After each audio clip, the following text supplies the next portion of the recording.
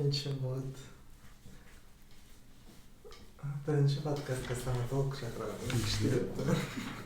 Бәріне қызық қой стоматологтардың ақшасы. Ақшасы ғана ма? Бастай берсем? Ассалаумағалейкум көрермендер, сіздермен мен доктор Оразбек. Қазақша медицина жобасының бір бағыты, яғни дәрігерлермен жастарға үлгі болатын жетістікке жеткен врачтармен не болмаса айтары көп студенттермен бірге түсіретін подкастымызды бастаймыз. Бүгінгі қонағымыз біздің көптеген жастарға үлгі болатын, жас бола көптеген адамға бас болған, көптеген блогерлердің тісін емдеп, қаншама адамның комплексini жеңіп, жақсы әдемі качествоны брекет салып берген Жәнібек Қазыбекұлы, қош келдіңіз. Қош көрдік, рахмет Оразбек. Жасаған өтінішімізді жерде қалдырмай келіп, өзіңіздің қымбат уақытыңызды бөліп отырғаныңызға рахмет. Біздің подкастымыздың бір шарты бар. Егер келсеңіз, подкастымызды бастасақ. Әрине бастайық. Так, шарттар былай. Осы видеоны көрген, кез келген көрермен өзінің ойын, яғни көріп, осыдан бір пайда алып, соны түйген ойын комментарийға жазып кететін болса, араларыңыздан 2 адамды біз таңдап аламыз. Сосын 2 адамға біздің Жәнібек Қазыбекұлы өзінің сыйлықтарын беретін болады. Қандай сыйлықтар бересіз, соны айтып кетсеңіз. Ең мықты 2 комментарийға біздің 2 сыйлығымыз бар. Ең біріншісі өзімнің жеке онлайн немесе офлайн консультациям. Екінші сыйлық профессиональная гигиена процедурасына жолдама, тегін жолдама, яғни чистка. Рахмет сіздің айтқан сыйлықтарыңыз үшін.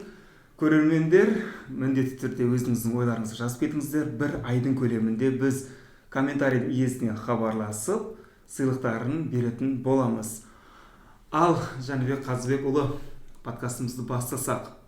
Жәнібек Қазыбекұлы деген кім? Өзіңіздің қысқаша айтып өтсеңіз. Мен Жәнібек Қазыбекұлымын, тегім Бердешев. Осы күнде One-Dent стоматологиясы Астананың төрінде орналасқан 4 филиалы бар стоматологияның ішінде врач-ортодонт стоматологпын. Өзімнің тумам Оралдан, Орал қаласынан. Жасым 25-те. Күшті, 25 жаста болып тұрып, врач болып отырсыз. Мен өзім стоматологиямда ең жас врачтардың бірімін. Күшті. Медициналық университет Астана тәмамдадым. Стоматология факультеті. Оқу бітіргеніме 2 жыл болды. Мамандығым бойынша практикада 3 жыл болды. Күшті, рахмет.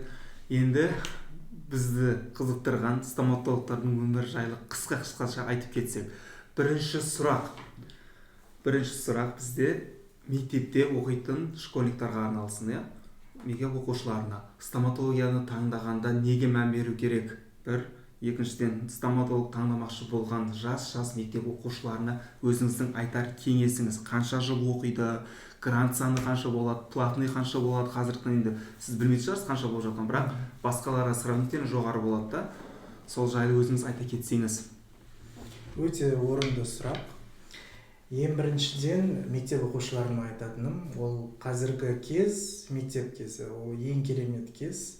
Соны бағалап, бірге өткізіп, соны жақсы тамамдап, осы кезді бағалап, ары қарай оқуларын тек жақсы оқыса деген ойдамын. Стоматология бағыты бойынша? Стоматология бағыты бойынша бізде грант саны өте аз. Оны барлығы біледі. Грантқа бұрын менің кезімде алтын белгілер ғана түсетін.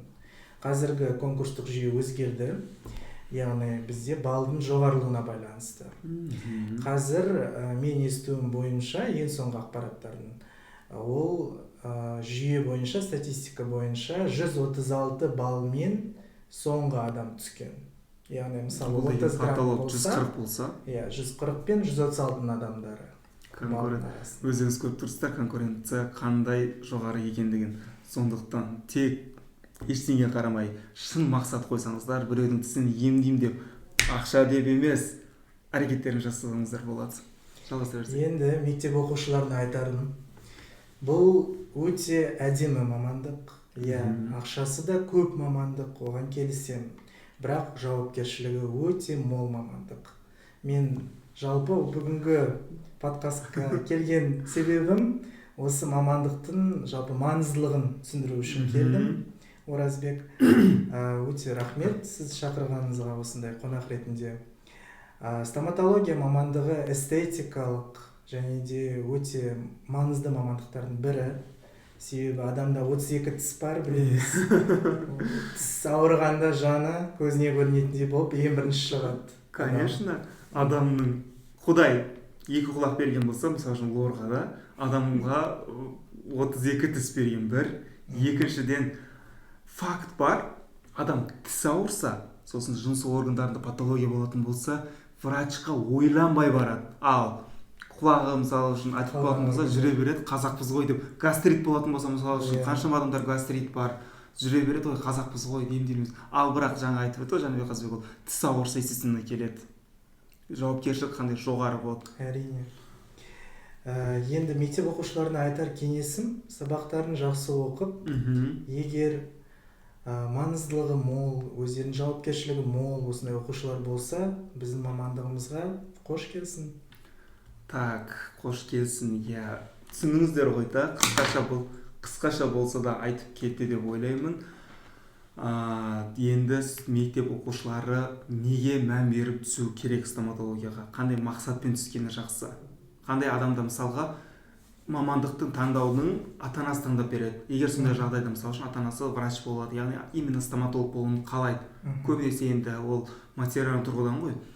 Осыған сіздің ойыңыз қалай? Ертең бала қалай оқиды? Сабақтан оқыту барысы қалай? Қиыншылығы қалай болады? Енді айтарым бұл жөнінде.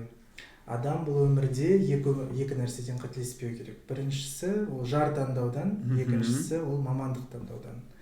Ең біріншісі енді менде жарым жоқ пока. Ал екіншісі енді мамандық таңдаудан мен қателескен жоқпын. Бұл 100%. Себебі бұл медицина мен эстетикалық екі сфераның ұштасқан жері деп айтамын. Күшті. Сондықтан бірінші бізде назар аударамыз. Ең бірінші күлкіге назар аударамыз. Адамның психологиясына назар аударамыз.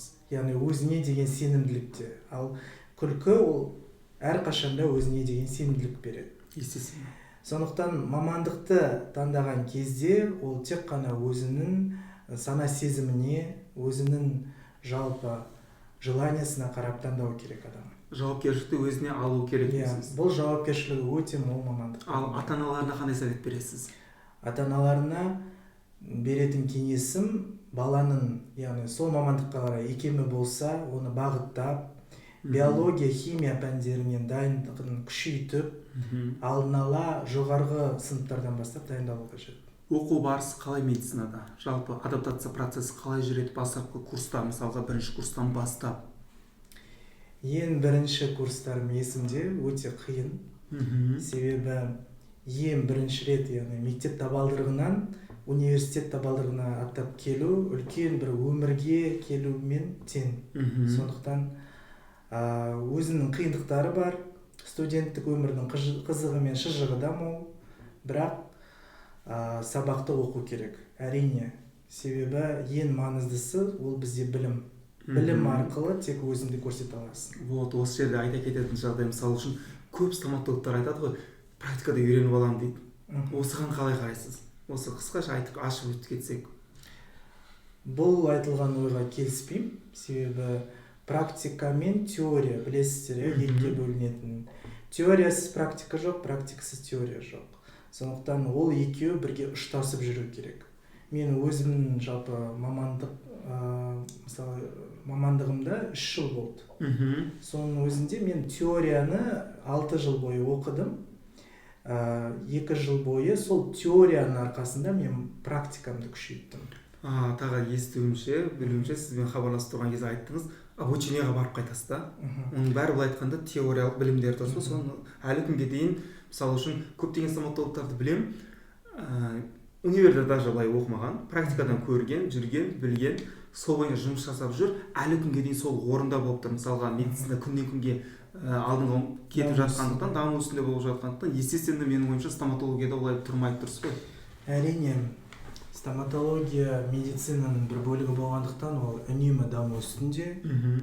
Сондықтан жаңа технологиялар қосылады, жаңа емдеу әдістері қосылады, жаңа диагностикалау әдістері қосылады. Сондықтан әр қашанда менің өзімнің ұстанымым ол өзін дамыту. Әр қашанда үнемі сертификаттар алу, яғни оқуларға бару, жаңа бағыттарды көру. Ешқашанда бұл маған қатысы жоқ деп ойламау керек. Медицинаның барлығы да сізге, яғни басыңызға келетін нәрселер. Өте күшті, рахмет. Жастар түсініңіздер деп ойлаймын. Егер сұрақтарыңыз болатын болса, менің Instagram каналыма тіркеліп, сол жерге қойсаңыздар, тікелей Жанибек Қазыбекұлына жіберетін боламын, ответті Instagramда айтатын боламын сіздерге. Ал екінші сұраққа көшсек, мектеп уровенді бітірген соң жаңа оқуға түскен студенттер, яғни сіздің жас коллегаларыңыз бір, сосын оқуды бітірейін деп жатқан студенттерге өзіңіздің кеңесіңізді, ойыңыз айтып кетсеңіз, не істеу керек? Бірінші сұрақ, оқу стоматологияда бастапқы курстарда ойымға қарағанда қиын, жалпы медицинаға қарағанда, дұрыс қой. Сол кезде көп студенттер қорқады стипендиядан құлап қалуға. Сіз құлағансыз ба стипендиядан? Мен ең бірінші курстың бірінші семестрінде құлағанмын. Өзімнің мен мектеп кезінде өзім ерке болғанмын. Сондықтан бірінші курста, бірінші семестрде келгенде ойлағанмын, мен өзімді өзім алып шығам импровизация арқылы барлық пәндерден. И өзімнің бір еріншектік әдетім бар, оны мойындаймын, ол ұйықтап қалу. Сөйтіп көптеген пәндерді ұйықтап қалып, особенно химия пәнін ұйықтап қалып, рубежкасын пропускать етіп қалып, содан опық жеген. Сондықтан студент кезінде ешқашан ұйықтамаңдар. Не болмаса уақытында тұрыңдар. Не болмаса ұйықтап қалсаңыздар да, нәтижені көріп тұрсыздар ғой қалай болатын. Универде алған баға стипендиядан құлап қалу, ондай жағдайлар болып тұрады. Самый главный, бағаны стипендияны жоғалттым, бағаны төмен түсірдім, бастысы өзімді жоғалтпадым деген ұстаныммен жүретін болсаңыздар, дәл Жанибек Қазыбекович сияқты жоғары деңгейде отырасыздар. Осылай өзіңіздің ақыл кеңестеріңізді жастарға айтып. Жалғастырсақ. Так, не туралы айтып отыр. Студенттерге айтылатын кеңес. Иә. Студенттерге айтылатын кеңестердің бірі ол сабақтарын дұрыстап толықтай жақсылап оқу. Себебі әрбір пән бұл бізде министерствомен бекітілген, денсаулық сақтау министрлігімен әрбір пәннің өзінің маңыздылығы бар.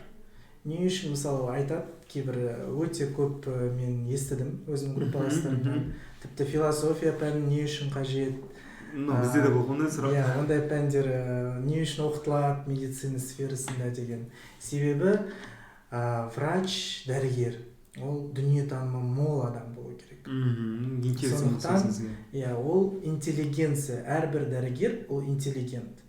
Интеллигент дегеніміз жоғары саналы, ақыл ойы дамыған адам. Сондықтан әрбір сферадан хабары болу керек. Сондықтан оқытылады оның барлығы. Бәрі бекер емес. Бұл бекерден бекер емес. Сосын, енді қысқаша біздің МУА жайлы айтып кетсеңіз. Оқыту системасы қалай? Астана медицина университетінде маған өте ұнады. Себебі біріншіден бұл біздің астанамыз, елордамыз. Осында үлкен медициналық университеттен білім алам деп келдім. Жастық шағым өтті, студенттік кезім өтті. Әртүрлі шаралар өтеді, студенттік ұйымдар ұйымдастыратын. Конкурстар өтеді, білім жарыстары өтеді. Және де универ арқылы біздер көптеген елдерге де бару мүмкіндігіміз бар. Мысалға? Практика ретінде. Мысалы, стоматология факультетінен біздің Литва, Украина, Эстония и Германияға жіберді. Осы шетелдің бағыттарына бару үшін қандай талаптарды орындау керек? GPA қаншалықты маңызды? Тіл білу керек па? Английский білу керек болса, IELTS маңызды ма? Әрине маңызды. Ең бірінші қарайтын талап ол сабақ үлгерімі, яғни GPA. Қысқаша айтқанда. GPA бізде 3-те 6-дан жоғары болу керек. Қай курстан баруға болады? 3-ші, 4-ші, 5-ші, 6-ші курстардан.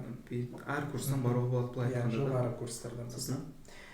GPA жоғары болу керек. Екінші талап ол тіл білу керек. Яғни қай елге бара жатыр, сол жақтағы ең басты тіл білу керек. Мысалы Украинаға бардың болса, русский вариантын, орысшасын, ағылшынша тіл бұл міндетті түрде. Ал Германияға бардың болса, немісше тіл, иә.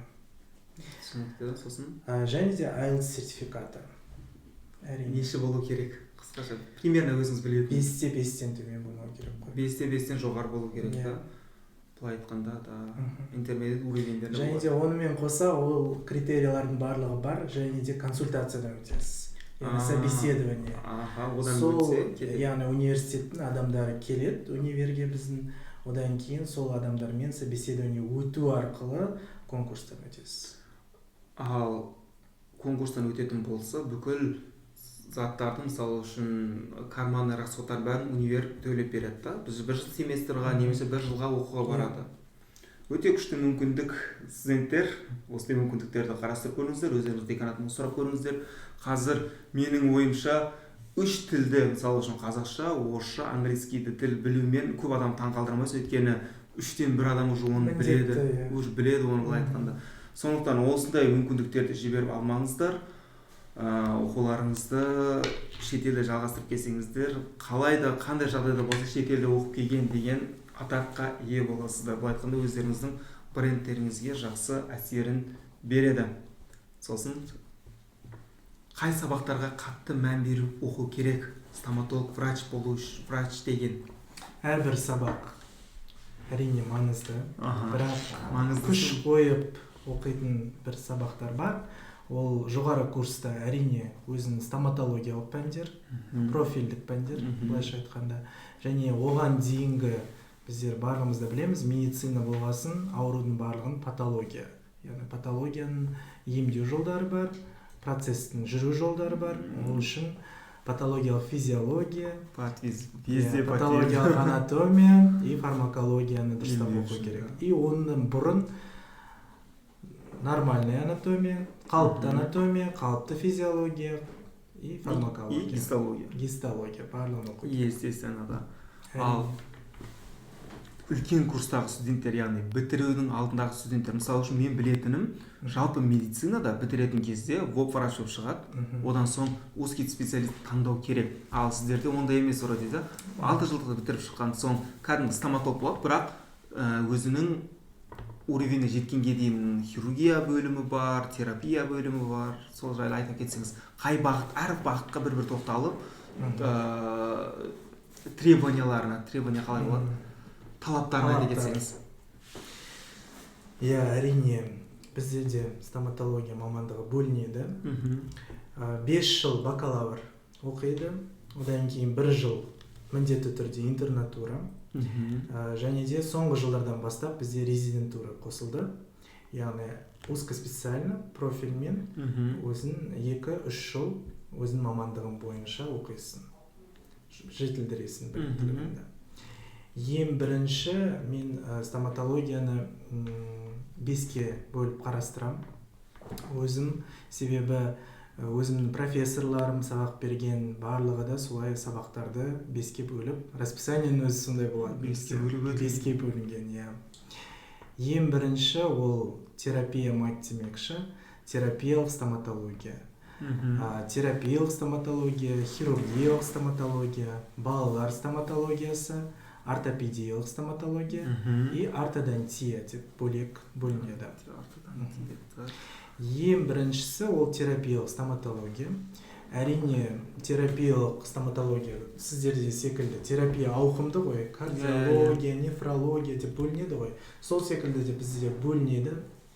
Яғни кариесология және оның кариозды емес зақымданулары деген секілді. Ауыз қуысын сілемейлі қабатының зақымданулары, пародонтология деген бөлек ілімдер бар, эндодонтия деген бөлек ілімдер бар. Олардың барлығы өте маңызды, керекті дүниелер. Мысалы, эндодонтия ол біздің тістің ішіндегі нерв болады ғой, әрбір тістің ішінде. Нерв, қантамырлар, солардың барлығын зерттеп, яғни оның қабынған кезіндегі пульпит, периодонтит деген диагноздарды емдейтін ғылым. Эндодонтия. Парадонтология дегеніміз, парадонтология ол парадонт деген сөзден шыққан. Парадонт деген донт бізде тіс, пара деген айналасы деген, оны білесіздер, иә, латынша грекше сөздер. Иә, тістің маңын қоршап тұратын тіндер, соны зерттейтін ғылым, соның ауруларын, ол бізде қызыл иек, білесіздер, иә, десна дейді. Үшінші, ол ауыз қуысының сілемейлі қабаттарының зақымданулары. Яғни бізде стоматология ол үлкен ғылым. Мен осыны айтқым келеді, себебі барлығы ойлайды, стоматология десе ол тіс қана, тек тіс қана ойларына түседі, тіс қана естеріне түседі. Себебі дантист деген, мысалы, колледжді бітіреді ғой, орташа білімі бар адамдар, олар дантист бола алады, яғни тістің маңында. Олар гигиенист болады, чистка жасай алады, кариестерді емдей алады, бірақ терең процесстерді олар емдей алмайды. Жоғары білімі бар, яғни стоматолог маман, ол ауыз қуысының ауруларын емдейтін ғылым, иә, стоматология дегеніміз. Сондықтан ауыз қуысының барлық мүшелерін емдейтін дәрігер ол стоматолог, яғни жоғары білімді дәрігер. Ауыз қуысының мүшелері тек қана тіс емес, тіл, таңдай, білеміз, иә, аран, жалпы барлық ауыз қуысының түбі бар, сілемейлі қабаттары бар, қызыл иек бар, парадонт бар. Сондықтан бұл өте үлкен ғылым. Келесі, енді терапиялық стоматология, хирургиялық стоматология. Хирургиялық стоматология дегеніміз ол яғни уже тіс жақ жүйесіндегі қабынулық емес процесстерді емдейтін, асқынған процесстерді емдейтін ғылым. Хирургиялық стоматология білесіздер, иә, амбулаториялық бізде тіс жұлу деген ең оңай хирургияға кіреді. Одан кейін уже іріндіктерді ашу, флегмон, абсцесс, бет жақ облыстарында. Хирургиялық стоматологиямен жалпы медицинадағы жақ бет хирургиясы ұштасады. ЧЛХ, да? Иә, ЧЛХ. Олар екеуі бір-бірімен ұштасады, себебі көрші облыстар. Иә, сондықтан біздер лор органдарды да, көз органдарын барлық мойын оқытады біздерге. Бөлек екінші курста клиникалық бас пен мойынның анатомиясы деген пән бар. Яғни бұл тектен текке емес, жалпы барлық облыстарды білу үшін.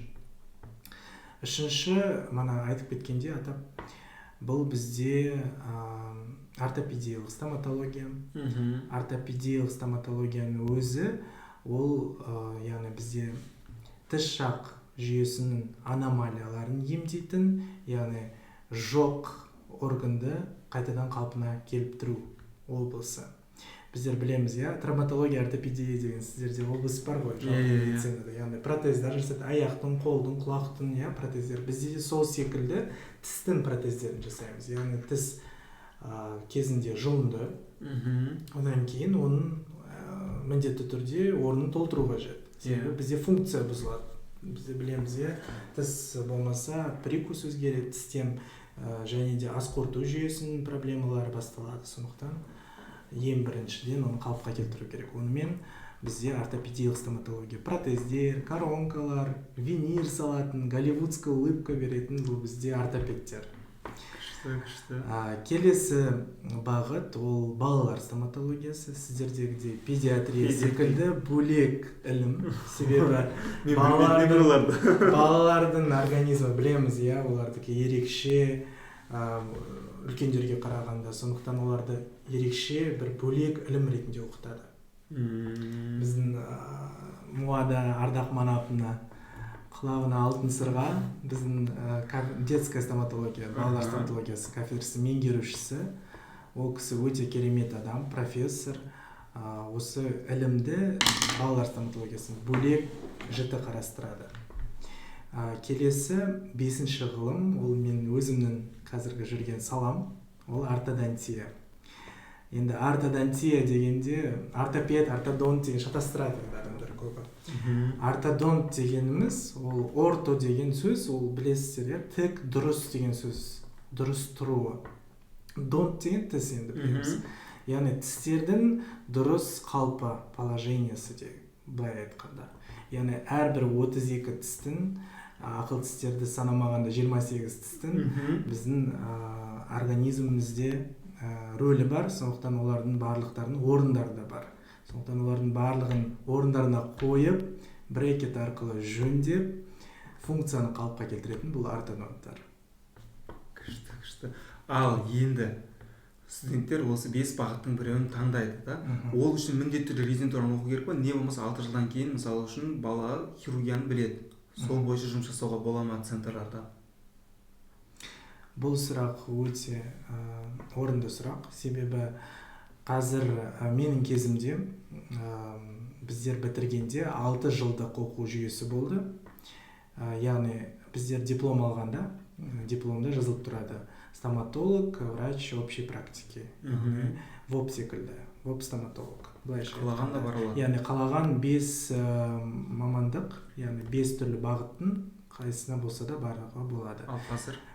Қазір резидентура жүйесі шыққандықтан жүйе өзгерді. Яғни 2-3 жыл бойы сен узкоспециально сол мамандықты оқисың, мысалы ортопедия, стоматология, содан кейін барып сол мамандықтың иесі бола аласың. Сіздерге дәл біздікі сияқты болыпты ғой да. Ал енді грантта оқыған студенттер отработкасын поликлиникада жасай ма, не болмаса басқа жерге жібере ма? Грантта оқитын студенттердің отработкасы біздің жүйе өзгерді соңғы жылдары. Себебі осыған дейін мемлекеттік қана медициналық мекемелерде, яғни стоматологияларда, госзакупкасы бар стоматологияларда ғана отработка жасауға болатын еді. Қазір жүйе өзгерді. Себебі жүйе қалай өзгерді? Жүйе бойынша қазір частный клиникаларға да и госзакупкасы бар клиникаларға да отработка жасауға болады. Бізде де осы жылдан шыққан поликлиникалардың өзінде емес, мысалы үшін ТО, Салауат Астана, ТО, Шпагер, соларда бар. ИП-ларға. Да, ИП-ға болмайды деді, бізге ТО-ға бойынша деді, отработка жасауға болады деді. Менің ойымша информация студенттерге достаточно, яғни жеткілікті деп ойлаймын. Сұрақтарыңыз болса, жаңа айтып өткендей менің инстаграмыма қойсаңыздар болады. Не болмаса Жәнібекті біз белгілеп кетеміз. Инстаграмына өздеріңіз тікелей жазылып қойсаңыздар болады. Кез келген сұрақтарыңызға жауап беруге тырысады. Енді біздің қазақтарға ұнайтын ең жақсы өсек қанша ақша табады стоматологтар? Осы жайлы айта кетсеңіз, стоматологтар жаңағы 5 бағыт бойынша әрбіріне қаншадан басталып, мысалы үшін қаншаға дейін максимально табады? Өзіңіздің практикаңыз барысында өзіңіз айта кетсеңіз. Өте қызықты сұрақ. Бұл сұрақпен мен студенттік кезімнен балалық шағымнан да ойланатынмын. Бірақ бірден жауап беретіндей бір сұрақ емес. Себебі яғни білеміз, бұл сфера, медицина сферасы екен. Сондықтан ол ауқымды. Әрбір мамандықтың бағыты бойынша әртүрлі табылады. Бірақ орташа есеппен айтқанда, статистика бойынша 300 мың теңгеден басталады деп айтады. Минимально. Айына. Минимально. Максимально қанша болады? Максимально кете береді деп те айтады. Мысалға. Жоқ, өзіңіз білетін, танитын врачтардың былай айтқанда орташа статистика сол Қазақстанның бойынша шығып тұрады. Мен дүниежүзілік емес, өзіміздің Астана. Именно Қазақстан бойынша. Астана бойынша ең көп табатын стоматологтардың бірі ол 5-9 миллион аралығында шығады. Ол имплантологтар да? Көбіне ең көп бағыты, стоматологтардың ең көп ақша табатын бағыты ол имплантология. Ақша үшін түскен студенттер, имплантология сіздер үшін есігі ашық. Құлақтарыңызға алтын сырға десеңізші. Құлақтарыңызға алтын сырға. Ал терапия, хирургия бағыты қаншамен? Так, енді терапиялық стоматология адамдар көп қой. Мысалы, түнде ауырып келеді, яғни жүгіну, яғни посещаемость өте көп. Яғни ең бірінші тісті емдеуге келеді адамдар. Сондықтан терапиялық стоматология енді поликлиниканың бағасымен бастасақ, егер мысалы терапевт стоматологтар олар 200 мыңнан миллионға шейін таба алады. Бір айда. Аралықта. Бір айда.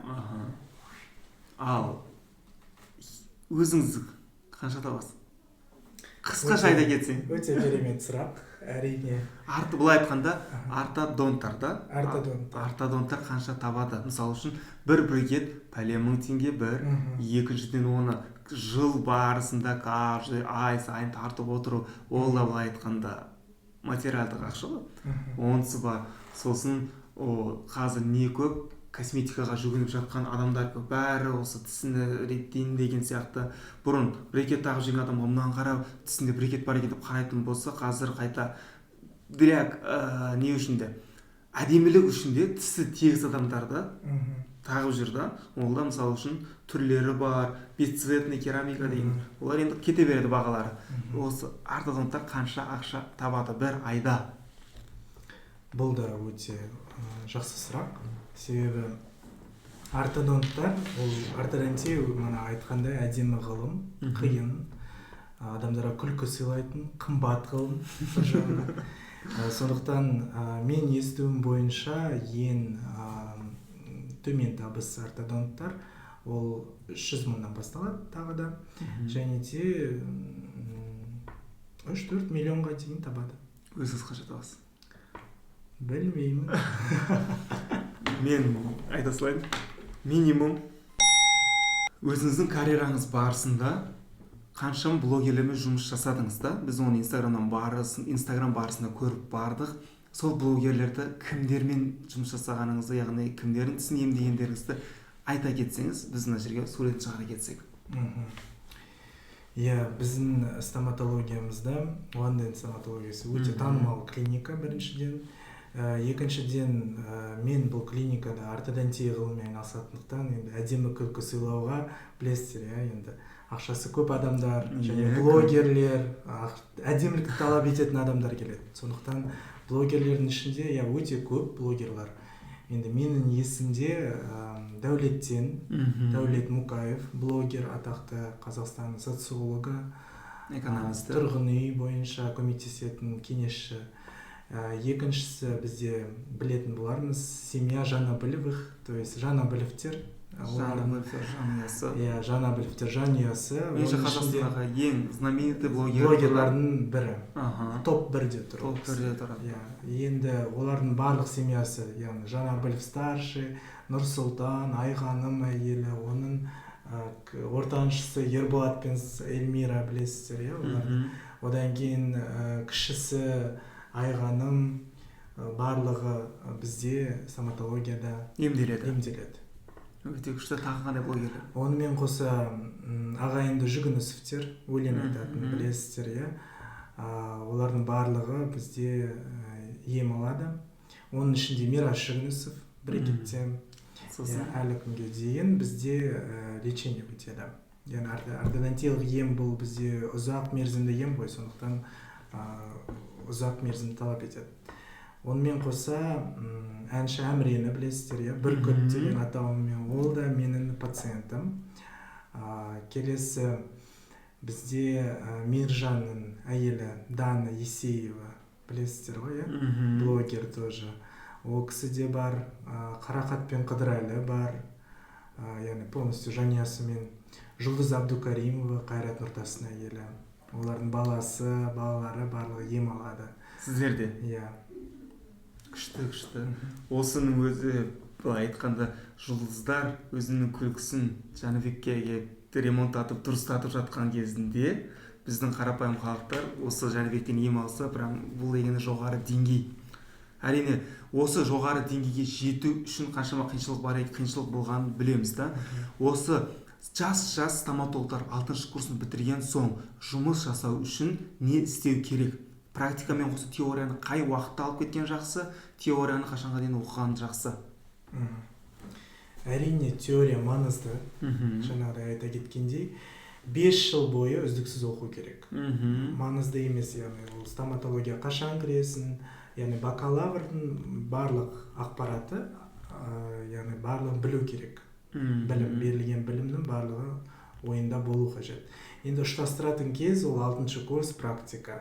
Бірақ мен өзімнің енді тәжірибемнен 5-ші курстың басында стоматолог дәрігердің ассистенті болып жұмысқа кірдім. 5-ші курста? Иә. Ал мен білетін кейбір студенттер 2-ші курсынан басып ассистент болып кіреді. Иә, 2-ші курста кірген студенттер бар. Бірақ менің ойымша, жеке ойым, бастапқы курстарда тек қана теорияға көңіл бөлу керек. Оқу керек. Сол арқылы, себебі сен теорияны түсінсең, практикада саған оңайырақ болады. Себебі сен барлық нәрсені көрдің, аурудың не екенін білдің, енді сен соны қалай емдеу жолдарын ғана жоғары курстарда ғана түсінесің практикада. Яғни мен айтарым 4-5 курстардан бастап стоматолог дәрігердің ассистенті болып жұмысқа кіру керек. Ассистент болып кіру үшін не істеу керек? Ассистент болып жұмысқа кіру үшін жауапкершілігі мол болу керек, ең біріншіден. Екіншіден, 3-ші курсты бітіру керек. Бізде сондай талап бар. Біздің стоматология кафедраның меңгерушісі Ардақ Манапның айтқандай, гигиеналық стоматология пәні бар. Ол пәнді бітірмейінше ешкім ассистент болып, яғни жұмыс жасамау керек деген талап бар. Яғни ол гигиенисттің білетін барлық білімін білу қажет ассистент болып кіргенде. Сондықтан 4-5 курс самый подходящий вариант. Сок. Күшті. Ал наставник табу басында кірген кезде мысалға ассистенттер көбі либо тегін жұмыс жасайды, не болмаса 2-3 мың былай айтқанда карман расходтарына беріп отырады. Білем, опыт бағалы, бірақ оған көп студенттер келсе қоймайды. Сондай студенттерге айтып кетсеңіз, опыт қаншалықты маңызды екендігін? Опыт әрине маңызды. Білім маңызды, опыт маңызды, бірақ ешқашанда мен айтам, мен жас адамға барып келеді. Мысалы медициналық мекемеде мысалы біреулер айтады ғой, жассың слишком. Сізге де қойылатын. Неуверенность. Маған да олай солай қаншама сөздер. Сізге де күнде қойылатын. Қаншама ондай сөздерді естідік, бірақ сөйлегеннен кейін, консультациядан кейін, ем берілгеннен кейін алғыстарын алдық. Яғни бұл жасқа қарамайды. Главное бізде опыт, багаж знаний, білімі болу керек, тәжірибесі болу керек істелінген. И өзінің жауапкершілігі болу керек. Осы жерде айта кететін жағдай, егер сондай капризнайлау пациенттер болды, сен жассың ғой, сен әлі баласың ғой, жасың нешеде, сен әлі оқу бітірмеген сияқтысың ғой деп сөйлеп тұрған пациенттерге өзіңіздің жаңа Жәнібек айтып кеткендей біліктілігіңізбен, өзіңіздің біліміңізбен, тәжірибеңізбен, жақсы коммуникацияңызбен сол адамның көңіліне жол тапсаңыз, ұмытпаңыз, ол пациент өмірінің соңына дейін сізге келеді, басқа врачқа бармайды. Өзімен қоса сарафанды радиодағы өзінің туысқан достарын бәрін ала келеді. Ол практикада болған, мысалы үшін. Мен сенбей тұрады да, сен кімсің деп. Ал егер соны сенімнен шыға алсаңыз, оказывается, мынау күшті жас болса да деп қойып та. Естественно, болатын нәрсе. Тәжірибемізде болған.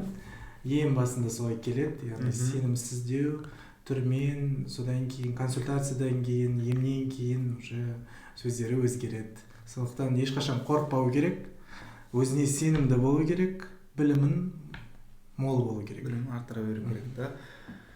Енді қысқа жауап беріп кетсеңіз да, соңғы сұрағымыз болсын. Мынандай бізде қалыптасып қалған ұғым бар.